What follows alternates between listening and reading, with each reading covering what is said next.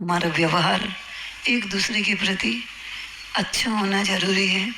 एक सेठ जी के 2 पुत्र थे। सेठ जी मरण शैया पर पड़े हुए थे।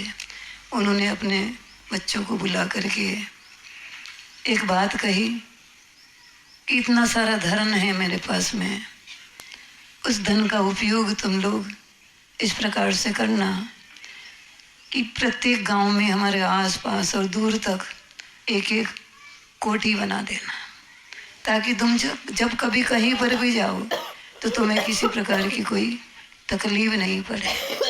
और आधा आधा धन सेठ जी ने दोनों पुत्रों को दे दिया और परिग्रह के भार से मुक्त होकर के उन्होंने मृत्यु को वरण किया।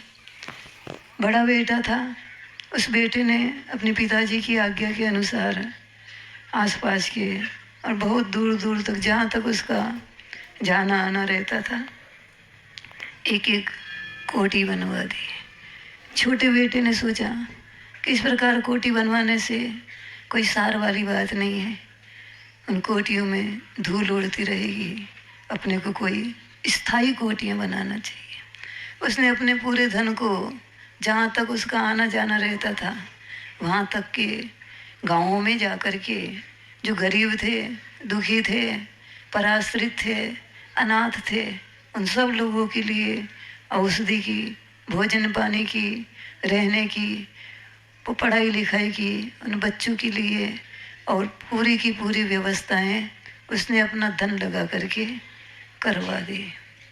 एक दिन दोनों भाइयों को अपने पिताजी की अंतिम बात याद आई तो बड़े भाई ने छोटे भाई से पूछा, भाई तुमने किस किस गांव में कोठी बनवा ली? अपने पिताजी के गए थे, क्योंकि उसको पता था कि इसने किसी भी गांव में कोठी की बात बहुत दूर, एक झोपड़ी भी नहीं बनाई।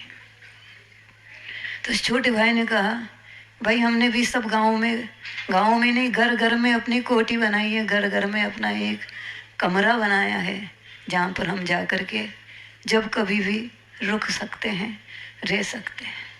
तो बड़े भाई को विश्वास नहीं हुआ कि ऐसे कैसे हो सकता है, कि अच्छा ऐसी बात है तो चलो हमें एक रात गांव दिखा करके लाओ, किस किसके घर में आपकी कोठी बनी है।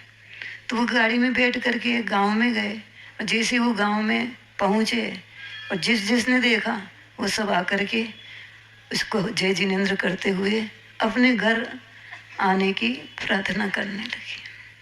और जब सब प्रार्थना करने लगे, अब एक व्यक्ति सबके घर तो नहीं जा सकता, सब मोहल्ले में नहीं जा सकता, तो कोई कहता भाई साहब कुछ नहीं, आप भोजन हमारे यहाँ नहीं कर पाए तो नाश्ता कर लेना। कोई कहता भी नाश्ता भी नहीं कर पाए तो कम से कम हमारे मोहल्ले से, हमारे घर के आगे से हो करके भी आप निकल जाएंगे तो हमारा मोहल्ला पवित्र हो जाएगा। आप बहुत महान आत्मा है, आपने हमारे लिए जो उपकार किया है वो उपकार भूला नहीं जा सकता है।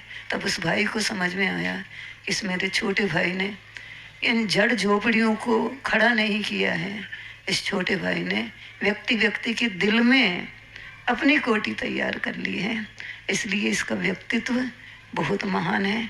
इसी प्रकार से धर्म की वृद्धि होती रहे, किसी के जीवन में क्लेश परिणाम नहीं हो, किसी के जीवन में दुर्गति में जाने के भाव नहीं हो, सबके अच्छे भाव हो।